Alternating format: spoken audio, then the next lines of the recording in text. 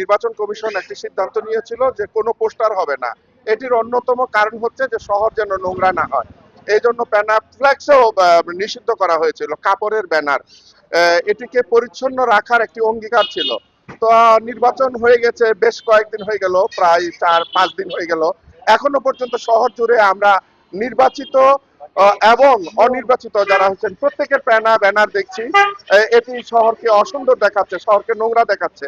তা এখন একজন শহরের নাগরিক হিসেবে মনে করব এই শহর আমরা পরিচ্ছন্ন শহর হিসেবে দেখতে চাই। যিনি বিজয়ী হয়েছেন তার উদ্যোগেই প্রথমে তার ব্যানারগুলো শহর থেকে সরে যাক, পাশাপাশি যারা পরাজিত হয়েছেন তাদের ব্যানারগুলিও যত দ্রুত সম্ভব নামিয়ে ফেলুক। ব্যানারগুলো শহরকে সবসময় অসুন্দর করে, কোনো সময় সৌন্দর্য বাড়ায় না।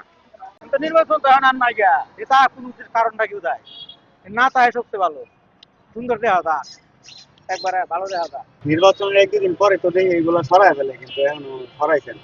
রাস্তায় সবার পোস্টারই আছে, জামাত আছে, বিএনপির আছে, মাতাল মার্কা আছে, নাঙ্গল আছে, সব মার্কাই আছে। তবে এটা সরানো দরকার, সরাইলে পরিবেশটা সুন্দর লাগবে।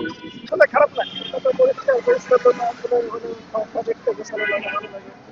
এগুলো আর কি, এগুলো একটু পরিষ্কার করলে ভালো হয়। আমাদের তো দেখতে তো একটু খারাপ লাগছে, কিন্তু এটা কিছুদিন যাবত থাকবো হয়তো, এটা সরাইলে হয়তো ভালোই হয়।